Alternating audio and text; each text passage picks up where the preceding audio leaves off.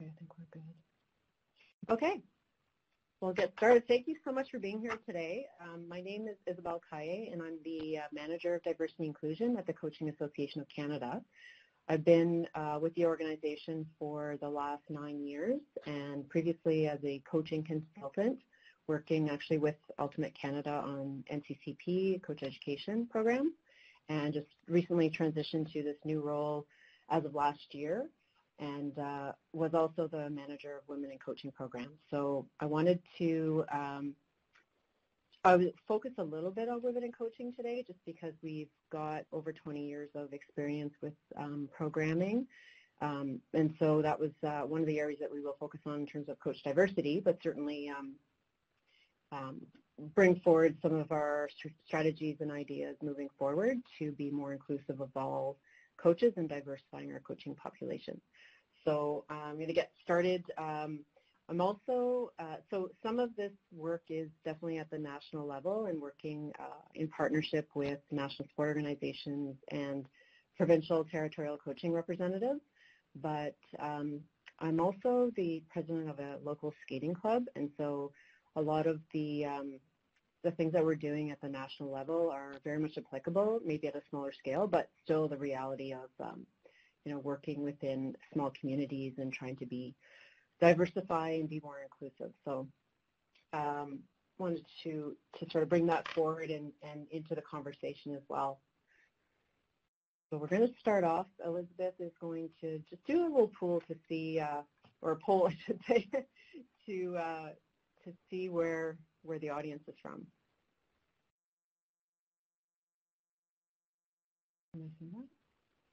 Oh yeah, okay. So what organization or league are you from?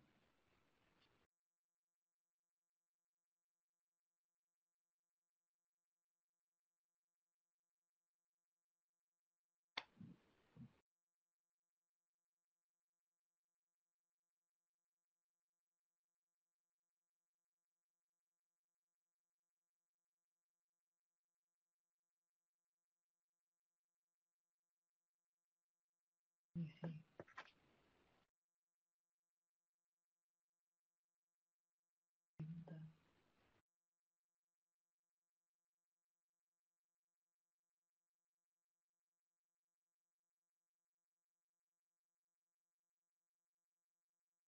Oh, here we go.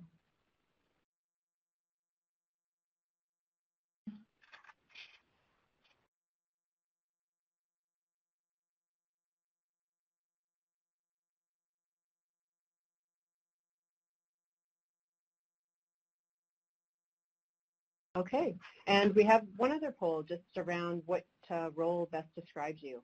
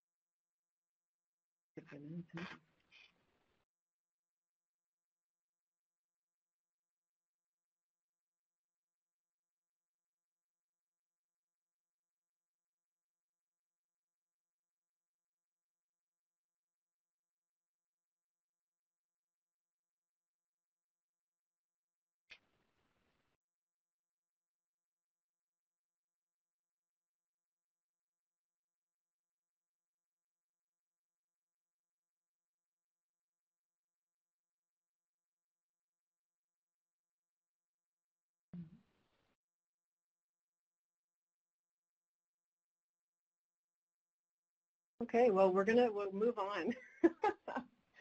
I'm going to make the assumption that most of you have played all of the roles. So okay. So thank you to I just want to thank Ultimate Canada for hosting this webinar today. It's a very important topic as we move into the future. So we're going to hit on a few things today. Just want to set the stage. Just that want this to be a safe space and non-judgmental. So please ask any questions at any point in time over the course of the presentation. And there'll definitely be more conversations around this topic and some of the work that you want to be doing within your clubs. So just a bit about what we're going to cover today. So a little bit about diversity and inclusion, a few things that we're working on here at the CAC, some trends around the bigger picture of sport in Canada and our demographics, and some ideas around increasing diversity. Depending on your context, it might be different. So certainly some of the ideas can translate over, and then just a couple of resources that are also available to you. Okay, someone had their hand up, so if you want to ask a question, or maybe you can't hear.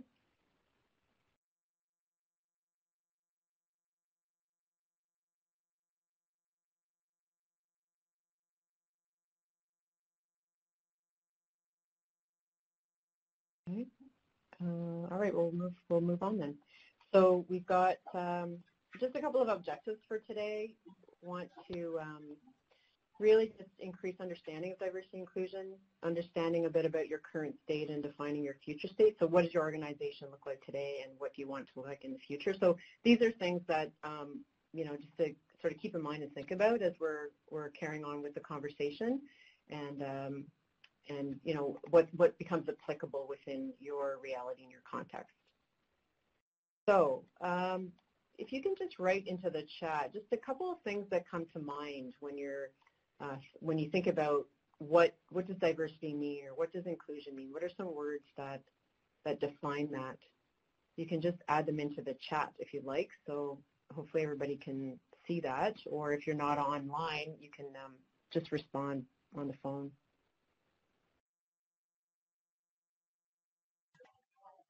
Hey, Isabelle, can you hear me? Yes, I can. Sorry. I don't seem to have a chat visible anywhere, and I also didn't see the second poll part come up. I don't know if anyone else is having that issue, or if that's just a technical thing on my side. Okay.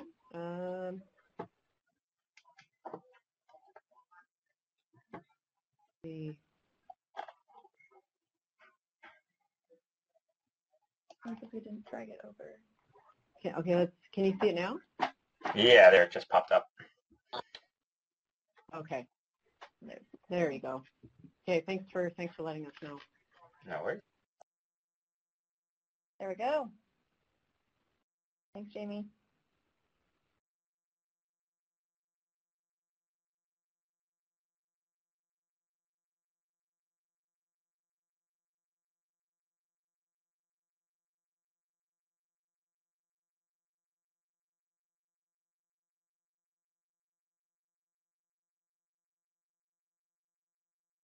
Okay, great.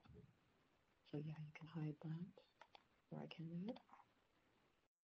And so for the chat, is everyone able to see the chat? If you just anything that comes to mind in terms of what you think diversity or inclusion, any words. Yeah, Christiane, being open-minded, making everyone feel welcome.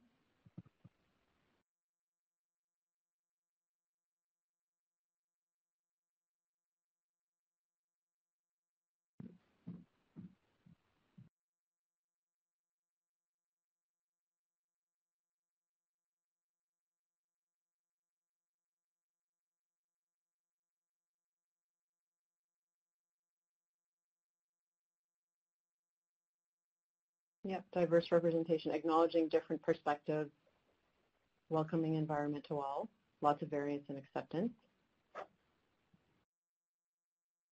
Yeah, great. So what we're gonna do is I'm just going to give some definitions, and there's different definitions and statements out there and preferences, but just for the sake of us being on the same page for the duration of this hour. So diversity is really about every individual is unique. So you're unique in your lived experience, where you grew up, where you went to school, your friends, your exposure to sports or arts or whatever the case may be. And therefore you're diverse in your thought and ideas and your personality. So, these are all things that comprise individuals and what makes them unique, and it's probably the only thing that we have in common in terms of the fact that we're all so diverse. And so inclusion is really about people feeling involved, valued, respected, connected, a sense of belonging, and that they're able to bring their authentic whole selves to that space. So whether it's the workspace or your sport environment, an ultimate team and organization. And so it's that you bring yourself as who you are, and you feel accepted, and you're part of the team. So it's not just that your team. So diversity could be, we want so many people of so many different represented groups, but so that you have the diversity. But do those people feel involved or connected in terms of the culture of the organization or the team or the sport or whatever they're going into? And so that feeling of inclusion, like they go in hand. Like you can't really have one without the other. I mean, you could be totally inclusive but not really diverse. So then not necessarily having a variety of different ideas and thoughts and participation. Another way to look at it would be having a diverse group of people at a meeting, but the majority not speaking up. So then they're not really necessarily feeling included in the conversation. There's different ways around the two that really go together, making it, that space is welcoming for everybody. And then when you add in the intersection of diversity, so for instance, an example of this could be that you are a woman with a disability and you have some children and you are a single mother, and so then you have this overlap of other qualities and perhaps you're Indigenous, so you've got these multiple variables that could lead to an increase in disadvantage where you may have, whether it's within your job or in being able to access sport or being able to volunteer or be involved. So there's these other factors that to consider in terms of how you want to diversify your, let's say, your coaching population, which is the context of what we're talking about today, but just some of those other variables that play in and can complicate things that we're trying to do to improve our, the sport climate, I guess. And then there's safe sport. So safe sport really is, and part of this is trying to put a framework around different initiatives that are happening in the sport world. So safe sport can mean different things to different people, but it could mean, codes of conduct, ethics, that RCM stands for Responsible Coaching Movement, concussion, abuse and harassment in sport, and then other things that are going to come up along the way. And so inclusion and diversity can be a part of safe sport. I think they have a place within safe sport if you have all these other pieces.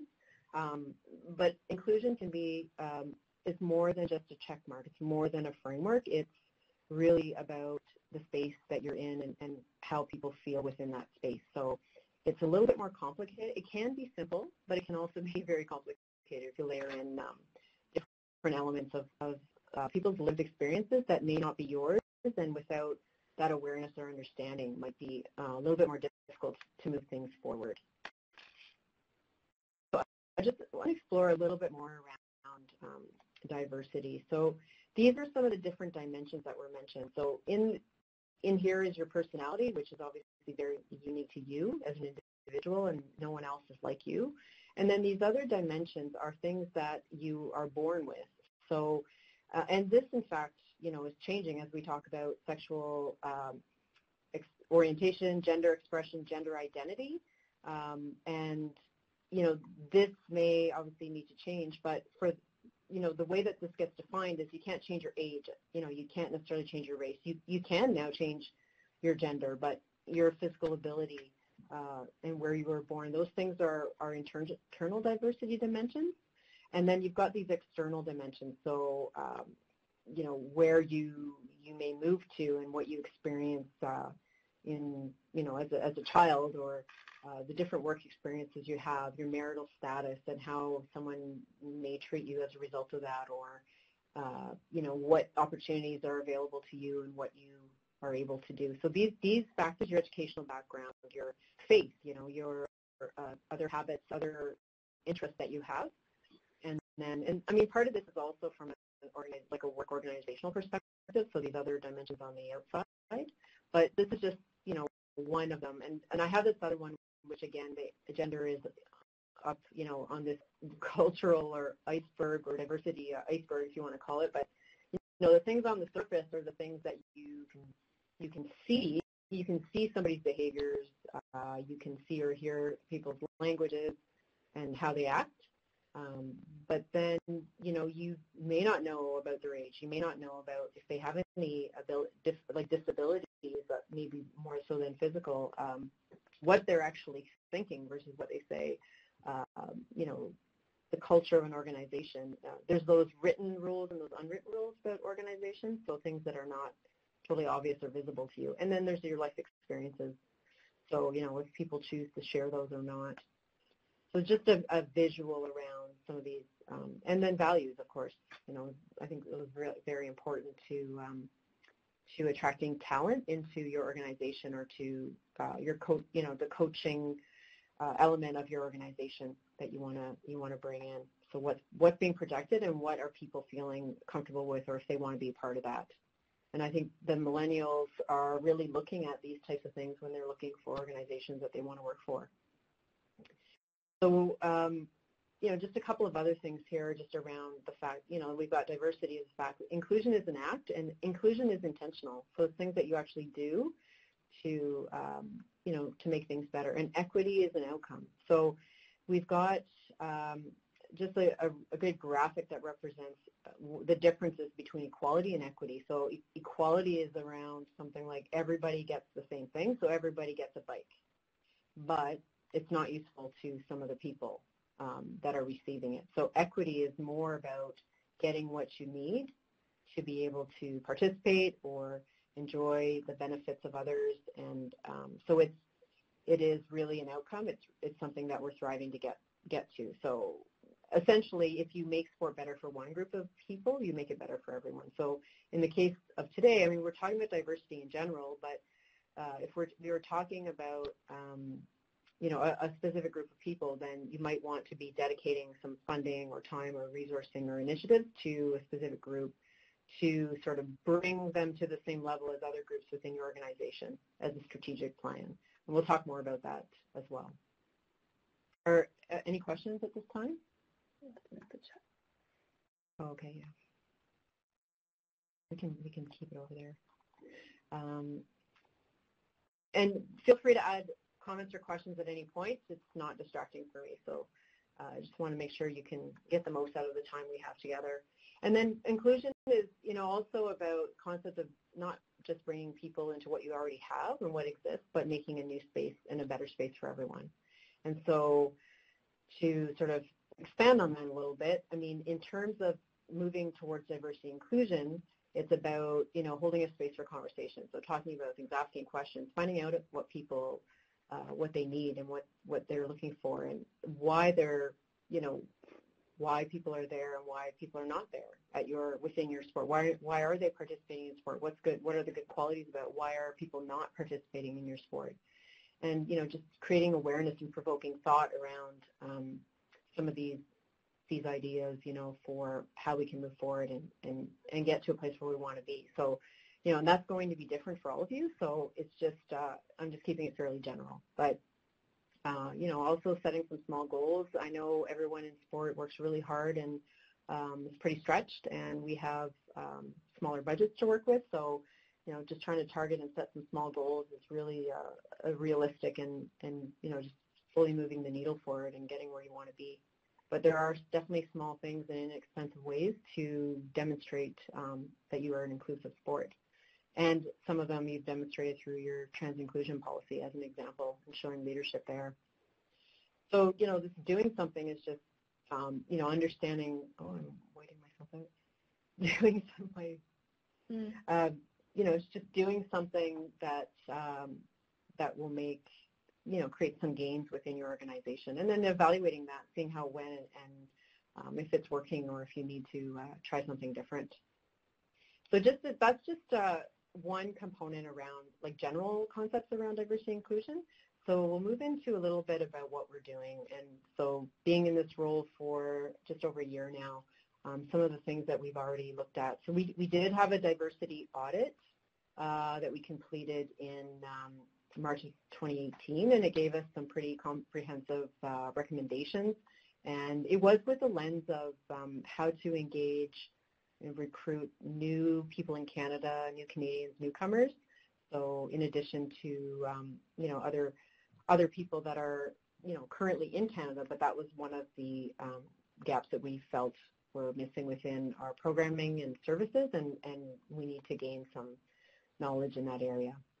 So just a quick thing around our mission. So we, pre-2018, we had, this was our mission, so it was to enhance the experience of all Canadian athletes through quality coaching.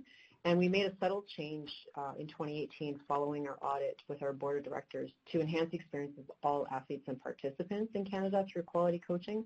So that was really to acknowledge that, you know, athletes are sometimes defined as competitive, and so we wanted to ensure that we were including all people in Canada. So you could be in Canada but not Canadian, so you could be here for a short period of time, you could be an international student. There are tons of foreign students that are in Canada, and so this is just a couple of ways where people could identify that if you're here, you're participating in sport, or you want to get into coaching, that you know, that our organization and partnership are here to support everyone that wants to participate, and that you know, we provide the best tools to you know, have good people coaching and you know, awareness around diversity and inclusion. So that was just one thing. I'm not going to spend a lot of time here, but just in terms of our organization, you know, these are really our pillars, and we're really trying to you know, provide the best educational experiences, and we're going through a revision process right now. So we are definitely have diversity inclusion top of mind in terms of scenarios that are provided for coaches to discuss, and that we give examples of things that are not necessarily mainstream Canadian white, that, you know, we are having coaches think more about how they can incorporate or vary practices for athletes with a disability, or so these are the types of things through the revision process that we're adding in, so that we're demonstrating and providing our coaches with tools to be more inclusive. And really trying to promote the value of coaching and the community, and you know, with National Coaches Week, which we just had, so just trying to raise the stature of coaches in Canada that are important in the system. So these are all pillars that promote in different ways what we're trying to do for coaches. And just in terms of our strategic plan, and I'm going to follow up on this piece a little bit, but as a key performance indicator, it's kind of cut off on the left here, but we have increased the diversity amongst our 60,000 new coaches, so that those are coaches coming in every year. And those are coaches that are taking NCCP, just to be specific. It's not necessarily active coaches, so just people that we know are taking an NCCP workshop, whether it's a multi-sport or a sport-specific. And the other element of this is that we want to provide tools and resources for our existing coaches to be more inclusive. So having things available like coaching athletes with a disability, like the Aboriginal coaching modules, like our women coaching program. And then we have you know, a specific increase in women's equity here, which is more geared to our existing women coaching programs, but certainly new initiatives and ways to have coaches participating at all levels of the sports system. So right now, like, a lot of our focus had been higher level, national team level and above, but how we can get new females also into coaching. And so these are all goals. We have a goal of practicing inclusion under the organizational excellence, number 4. And so this is an area that we're committing to in this quad and moving forward, and really trying to build a strategy and explore different avenues and be informed for the next quad as well. So I had a bit here around women in coaching. So within the program, we just, you know, created a vision, a mission, and some goals. And this is just a demonstration of something that, you know, you could incorporate into whatever area you wanted to go for diversifying your coaching population. And so in terms of our pillars, we've got research, recruitment, retention, and recognition. So that's a lot of our programming correlates directly to these pillars. And as an example, we are in the process of reviewing our women coaching program and over the past 10 years. And so that will inform our future direction, if our programs are working, if there are new things emerging that we need to focus on. So that is part of what we try to do. And the good thing is we have a lot of years of trial and error and other initiatives that we evaluate and can learn from, and then tweak or change depending on the landscape, and also, to be honest, depending on where finances lie as well, from a federal government or other level, to support things that we want to do. So here's the landscape, and these are a little bit, the numbers are a bit, like we've got Sochi in here, so that was representation of coaches in Rio, and then in Pyeongchang, unfortunately, it was 8%, so going down. And then in the middle is new NCCP, and I've mentioned that this was people coming in and taking NCCP workshops, and they may or may not be coaching. And then in university sport, it's at 17%. Actually, I think it's a little lower than that now, and this is for head coaches. And then in the Canada Games program, which is event-based, it's about 40. And that's one of the only programs and organizations that legislates that if you have female athletes, you must have a female coach on your team. So this is where the percentage is a lot higher. And so these are the things that I'm showing to you, but are part of the process of trying to diversify your population. So really just knowing, collecting some data around what does your organization look like, who are your members, and what are some of the trends. So if they're staying, if they're leaving, and then, being able to provide, it's good decision, you can make some good evidence-based decisions based on your numbers and population and where you want to go. And then looking at, so what are the barriers? So once you know what your numbers are, like looking at barriers. So these are barriers within women in coaching. So low salary, which obviously is also applicable to other coaches, not just female coaches, but certainly if that's your full-time employment and you're going, say, year to year on a contract, so there's that job instability, lack of mentorship, and then there's gender bias and lack of support from family and obviously conflicting priorities. And so and some of these are not only specific to women, but definitely come up a lot more in the research that we do and that's available, beyond what CAC is doing as well. And then what are some areas that help to encourage women to get into coaching? So having policies, the personal competency. So that's also part of like when you're recruiting, what sort of elements are in your job descriptions for coaches, and if it's community sport, that myth of I have to play the sport to be able to coach. So what are some things that what are some of those qualities that you want to see in coaches that you can teach them some of the sport specific pieces, but that they already bring in terms of communication and organization and planning and whatnot. So these are just some elements, to just to help you in terms of how that can be built. And the networking is so important, and it's something that we definitely provide as professional development for female coaches and leadership development. So kind of breaking into those networks and being a known entity essentially.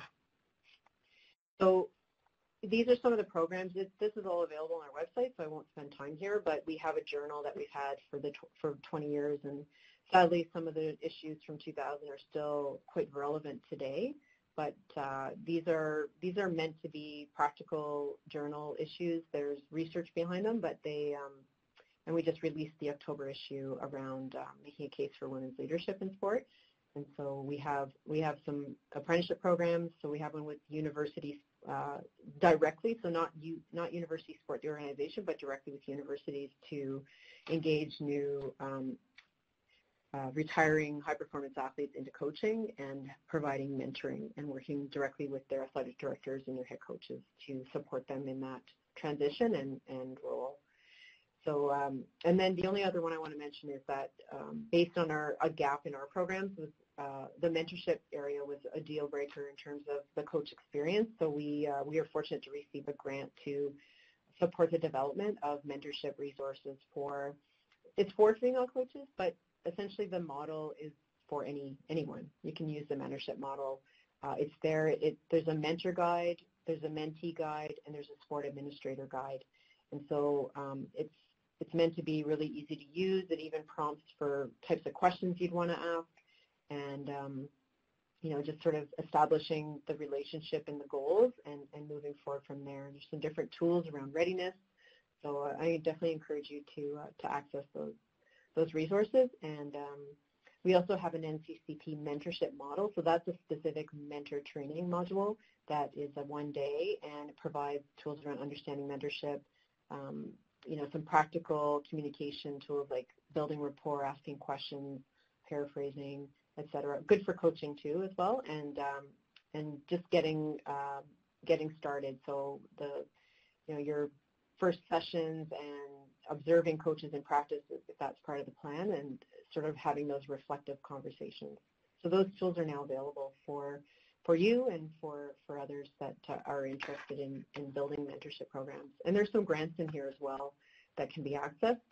And we've been targeting the athlete to coach transition. So we've been working with the Olympic Committee and their game plan in terms of providing those like gradual steps into coaching by having them be able to access coach education with some funding to support them while they're still pursuing their athletic careers or as they transition out of those.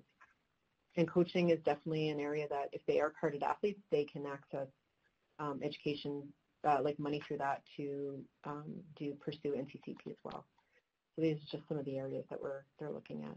And so getting into a little bit here about a bit still relating to women coaches, but also general concepts of what you could do within your club. So basically, there's quite a long list, but I'll just go through them a little bit quickly. But if you have any questions, the number one thing, and this is really anecdotal, is about just asking them. So and we hear this all the time, we ask our coaches in our programs, how did you get involved in coaching? Oh, my coach asked me, or someone in the program asked me. And talk about being inclusive and intentional is really asking somebody that you think is interested or is a leader or fits the qualities of what you want to see within your program, then just simply, and that doesn't mean you don't put out a call. You can still put out a call for volunteer coaches or other positions that you have, but also tapping them on the shoulder and saying, hey, we put this out, you should apply. And right away, I mean, one of the things that we find in our conversations with coaches is just a lack of confidence or not thinking that they are,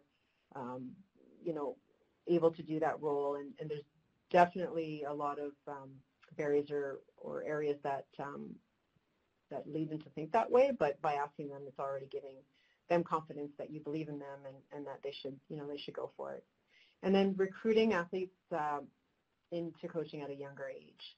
And so also I've tried to find research to support it, but my sport background is figure skating, and my daughters were both involved in gymnastics and coach gymnastics now. So those two models are fairly similar in terms of their club programs, and they recruit athletes at the age of 14. And I know, before you could recruit in skating program assistants, so they get involved a little bit, get some leadership opportunities within the club, and that was starting around the age of 12. So at a younger age, like getting them, involved and that they stay with it. So I don't have research to support that by doing that you can retain them longer, but you can certainly keep them in while they're still an athlete and also before they leave the sport, because we do know that the dropout rate for females in sport is in those the 12 to 14 range.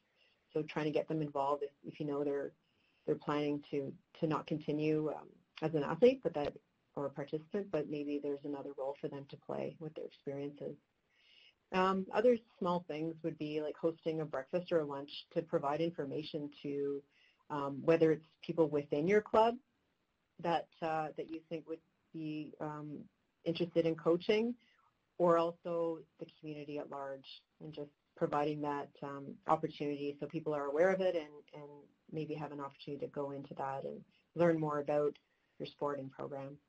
Apprenticeship programs, leadership opportunities, so being able to go out in the community and represent your sport and talk about your sport and demonstrate your sport so people are aware of it.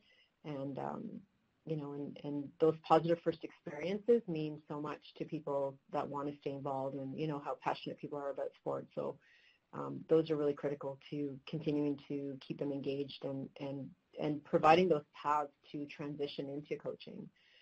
Mentioned mentorships, participating in initiatives. So that's things like, if there is a grant out there available to, something to do with coaching that's outside of your organization, but that you're able to, if you're participating and promoting that within your club as well, it's just demonstrating that it's something that's of interest to you and is important to your club and is a value of your organization to diversify and bring in new people.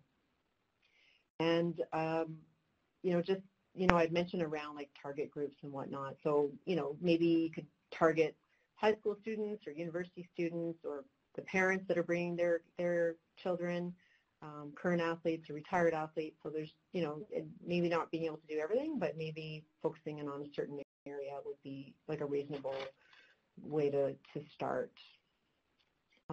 And then, just providing those opportunities and building strategic partnerships, something that we definitely do here at the CAC with organizations, so universities being one of them, and other like-minded organizations, and that could be sponsors as well.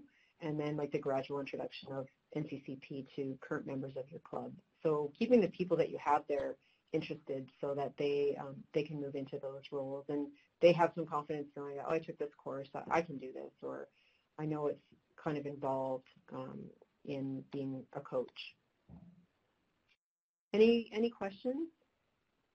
Okay, conscious of time. This is a great example from Rant Canada. It's similar, but the other strategy they put in place was around developing female coach developers, so the people that train the coaches. So that's another way that you can, if you see someone at the front of the room, a leader that's female, and maybe there are not as many females or other diverse leaders within the organization, that's another strategy for sure. And Hockey Canada is also investing in having up to 30 female master coach developers within their organization to try to attract and recruit more female coaches as well.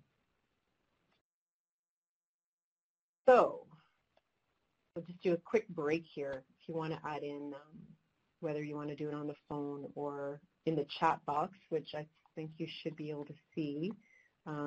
Just curious to see how you're currently recruiting coaches or what types of skills and training do you look for when you're recruiting coaches. Feel free to respond, or it's just something to think about as well, beyond today. Just give you a quick minute here.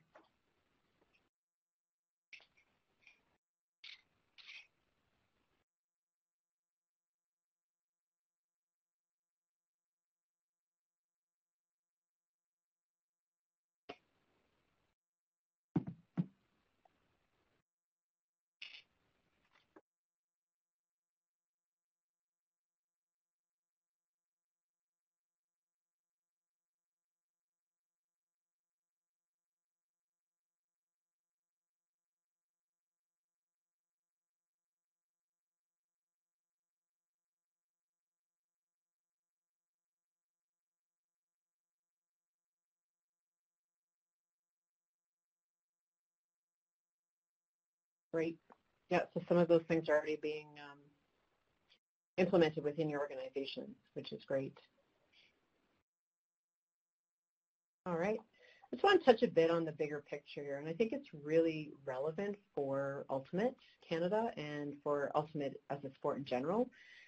It's just something I'll go through fairly quickly, but just a couple of ideas. So this one is, again, it is focused around the fact that in Canada, 84% of adults do not participate in sport. So the pool, essentially what this really means is that the pool for female coach development is already smaller because the numbers are already lower, and this has been researched and is available. So back to the point around trying to recruit them before they drop out as well.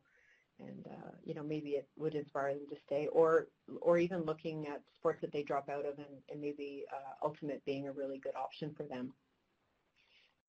So that's just one area. And then, just kind of being on top of some of the current trends in terms of you know, so what, and how, so for instance, things like safe sport or mental health and wellness inclusion. So these are things that are trending right now, which also means that it's a great opportunity for clubs to get on board and also search out different grants or funding that might be available to do something that you may not otherwise be able to do. So there's often like grants at the municipal level, so smaller grants, but then there are things you can tap into provincially or through some foundations even that sponsor sport initiatives, or even federal government that a local club or organization could actually apply for as well. So, you know, and just doing some of that research around supporting where you want to go and what you want to try to do. And so I just mentioned that, you know, diversity could be a checklist if you did want to set goals around, like we want 50%, you know, gender balance, or we want 50% on our board, you know, gender. But then if you want to have, you know, a certain percentage of visible minorities that you want to incorporate, you know, those are things that you can do, but it may not be necessary if you're tapping people on the shoulder already and you're already thinking about how you want to be more inclusive. And so, you know, another way is just in your strategic plans that these things are already written on paper, identified, and so it's really nice to link up to opportunities that might, you know, be available to you. And sometimes these things come out really quickly, and then there's only like a 6-month window to do them. So just sort of planning ahead and knowing where you want to go. Okay, so I just want to talk quickly about the demographics of Canada and how, you know, things to think about moving forward. So this is our current situation, and essentially we have an aging population. So we'll have 25% of our population will be 65 by 2040. We've got an increasing Indigenous population, but we have otherwise decreasing birth rates in Canada, and all new growth in Canada will be through immigration by 2035. So these are the types of things just to have on the radar in terms of, you know, how your sport and sport in general is going to be relevant or not to people that are immigrating to Canada, and how important it may or may not be to them. I mean, Canada's a sport nation, but our demographics are shifting, and so how do we remain relevant in this changing climate? So just a couple of quick things here about top countries immigrating to Canada. And I hope you can, you know, it's a little bit cut off, but so these are the countries. And so, and we did poll our national sports around, you know, some of the trends that they might be looking at. And some are definitely looking at where people are coming in from and how they can target them and get them involved in their sport. And it could be either because those sports are really popular in the countries they are moving from, or they want them getting into the new sports here. And so the statistics, so this report is like amazing, this Playing Together report that was done in 2014 by the Institute for Canadian Citizenship, and it was around sports. So an outside body doing that is like amazing. And so these are the sports, the top 11 sports that people that are coming into Canada are participating in. And so some of them they continue to participate in, and others want to be engaged in sports in Canada. So this is like really critical information for organizations that are trying to diversify coaching population, getting new people involved. Like, so they need to understand what your sport is and what it's about. So really trying to not make assumptions about what people do or do not know about your sport, so that they can understand it and want to get involved. There's so many benefits, right, for the sport of ultimate. I just did a quick piece here that is important, I think, for like just in terms of these. If you look at the round piece parts on the bottom of the slide, it says that 69% of newcomers who play sports within the first 3 years believe it helps them learn about Canadian culture, and then 87% feel more connected to their community watching their kids play or volunteering with the team. So these are huge numbers, and that sport can teach elements of Canadian culture not learned in books or online around humor or handling conflict. And so there's a huge benefit to the sport community to have new people coming to Canada have really positive experiences already. And what are those barriers to them of further participating? Obviously, this was done with what they called new citizens. So that meant that they were here for 3 to 5 years and they already had their citizenship. So they were more established. Like the priorities coming in were more about school and, you know, getting involved, like getting housing and jobs and whatnot, or they were moving for jobs. But, you know, once they were more established, that this was sort of the next thing that they were looking to. So it's really good news, and we just, you know, want to continue to ensure that. The other element that came through this report was about giving feedback on how to recruit or engage people into your sport. So these are, you know, they're there, like, you know, let me try. And I mean, these are about not only participating, but the responses are coming from the parents. So, you know, if you want to engage parents into coaching, or you need to engage more diverse participants to then have a pool of coaches, these are some of the elements that are coming directly from them. So, like, for instance, teach me the rules. So sports like, you know, like traditional like baseball and football and hockey, they're not understanding that. And in fact, in some cases, with violence in some of the sports, that they do not want to participate in those sports at all. So it does provide a window of opportunity for new sports, which is the next element in that bottom there, where it says promote new Canadian sports. So, you know, it's just an amazing opportunity, right, for Ultimate in Canada, with the spirit of the game, with the no contact. So there's elements there that I think would be really appealing to new people that are going to be coming into Canada. Any questions or comments? Right. So just in the last section here, so Elizabeth gave me some of the numbers for the organization, and so, I mean, the numbers are looking pretty good. I think under the interesting thing that I noticed in the data was around the third one down, around the head observers. So on this, it's showing like female 75%. In the general observers, it was the reverse, where it was about 30% female and 70% male. So that's interesting. And then in the open and women coaches, so you've got 25% female and 75% male. But generally, you know, a pretty good representation. And these are the types of things that definitely encourage you to look at within your own organizations, and, you know, setting targets around whether it's leadership or coaching or athletes or officials or other observers in your case, not necessarily officials. So, yeah, so I just want to pause just quickly here as well and just ask, like, is there something that you're currently doing to promote coach diversity? So, you know, I like this little cartoon about, you know, just this idea of there's either, like, you know, there's the segregation. So it's like, here's our program, and then we'll create a new program for a different group of people, or, you know, integrate. So this is our program, and come on into it, but it may not be completely, you know, relevant, or maybe there's some different needs that need to adapt to them participating in your sport. So just learning about what those things might be, and you know, and also that, you know, things are probably, you know, if we're looking at if you're immigrating here, then things may be different in Canada versus where you're coming from, whether it's they're getting into the same sport, so there's different roles here, and actually some of the feedback is that you know, from that report is around that sport in Canada is just so organized that it's hard to access when there's all these registrations and so far in advance, and, you know, you kind of miss things, so you miss the opportunity, and that in some countries there's more like free play out in, you know, just in the community and the neighborhood. So just, you know, some of these things that, you know, would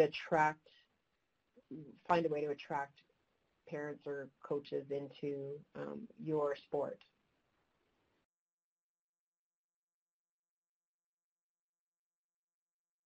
All right, we'll move on. And then there's just some other ideas. So we did surveys with our partnership. We did them back in March, and we asked our national sports and our provincial territorial coaching representatives what some of their gaps were, some of their what were some of the priority areas. So what came out in the results was that women was the #1 priority. Like the highest response rate was for prioritizing women within their sports and organizations, and then it was people with disabilities and Indigenous people, and then from there there was some response to servicing the LGBTQ I2S community, as well as new people coming into Canada and visible minorities. So visible minorities could be Canadians that, or could be people that are coming into Canada. So it's a bit of a mix as well. And so that's why they were kind of separated out. But those were the ones that, like, as you kind of go down further down the list, there's less capacity to service all the different organizations. So that's where, you know, trying to target specific groups or what might be appropriate within your own community is where, you know, you can apply any of these things. So the e-learning modules that was more a response to probably existing coaches and existing initiatives, so not necessarily, you know, the strategy of trying to engage or recruit new diverse coaches, but more supporting, you know, the organization through education around how to be more diverse or inclusive, or even specifically more targeted groups as well. And then having those equity and inclusion policies, so you have, in some cases, you know, it's a demonstration that you, as an organization, are, that it's important and that it's something that you apply in your business. And then other responses were around gender balanced and diversified boards. So that is important in terms of coach hiring as well, because you want to have, if your whole board is the same, then you may not be thinking about how you're going to engage female coaches or coaches that are that have a disability or that are working with, you know, whatever the case may be, that you're not necessarily having that thought process or those ideas coming forward if it's not your lived experience, if everybody on your board is the same and it maybe even has the same experience. And there's research to support that, like, you know, we all have unconscious biases. It's in our subconscious. It's what our lived experience is. And, you know, it's not right or wrong. It's just what it is. And so being aware of those when you're looking at hiring people or selecting coaches. So, you know, we have a tendency to, if we have something in common with someone, that, you know, we might have more of a likability towards them, and that's normal. But, you know, if you're tapped in and aware of those things, and you also have other people at the table that are thinking differently, this is where you can generate the diversity of your coaching population. And so boards that, or anyone that's in a decision-making position is, you know, this is where you want to have that diversity as well to make those decisions around hiring and whatnot. And then using different languages to engage people. So if you're targeting a certain community, that maybe having some simple words in another language would be able to attract them. And, you know, we do obviously have a lot of jargon in sport and a lot of acronyms and, you know, ways that you can simplify language so that it's understandable and that people are aware. And, you know, it just makes that transition a lot easier, you know, again, depending on the community. But, you know, even in hiring, there are definitely words and things that maybe people don't identify with, so then they don't apply because they don't feel that they would meet those qualifications. So these are all things that, you know, when I asked the question around, you know, what types of skills or things are you asking for when you're recruiting coaches? So just other ideas to be aware of.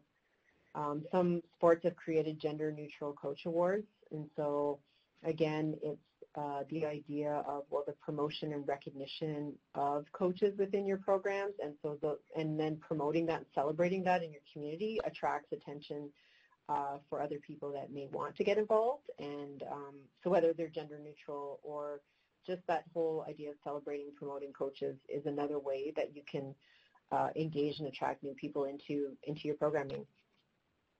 And then including different equity groups and promotional materials on your website, in social media and printed materials. So if you went to your website or another website, what does it look like? Like, what representation is on the screen or on the different pages? And can somebody identify with that? Is it someone that looks like them, or, can they see themselves in your sport? When you have conferences and you're promoting it, posting it, what does your panel of presenters look like? Is it diversified? So all of these things that, and we talked about the targeted recruitment and campaigns initiatives and funding already a bit, but definitely, these things like around the website or other are, I think, really important for people that are out in the community and shopping around for sports they want to get involved in. So these are some ways that are very inexpensive that can help to promote your sport and how it either is diverse or it could be more diverse and include multiple people from the community.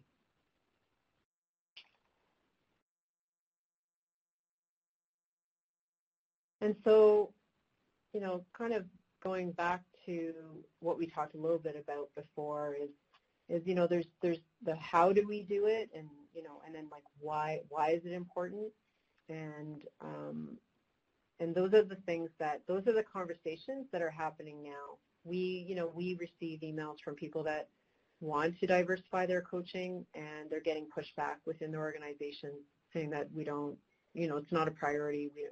We don't care about this. I just got one yesterday from a sport, and so they are looking for help in ways to promote the idea of how these things are important. And so, I mean, I've just written it here on the slide, but there is research, again, not necessarily in sport, but in business, where mixed gender teams perform better, and it's been proven. So these companies that have critical mass of women, so critical mass is 30%. So if you have one woman, 10 other people, it's one voice which may not be heard, but if you have at least 3, so at least 30%, let's say, then those boards and those companies are performing higher financially.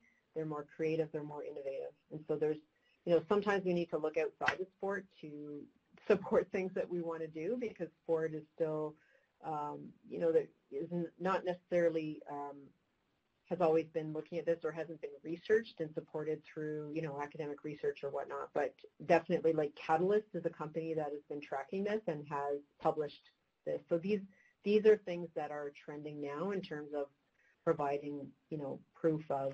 And I know we're talking about, could be small clubs, but it's just a way that you can respond or keep that in mind. And just bringing, creating a space for other people to participate. I think people can grab onto that idea, new ways of doing things, and having role models. Role models has also been research and proven. So you want to have people, and you want to attract new people by having them there, and we know that that's happening in sport already. So it's time to wrap up. So I've got a couple of resources here. There's different things that you can access, and there's grants available. Cause right now has grants that you could apply for. They're specific for girls and women, whether it's participation or leadership initiatives, on their website. So it's cause.ca. And if you have any questions, we can share the slide deck with you, or you can reach out to me directly if you'd like. But just, some things that you can reflect on, and if there's one action that you can commit to taking now, that, can easily make a change within your organization, and, just keep the conversation going. So this is, that's basically, what I wanted to present today, and thank you so much for having me and listening, and hopefully it can help you in your realities. Looks like somebody's typing in the chat box right now.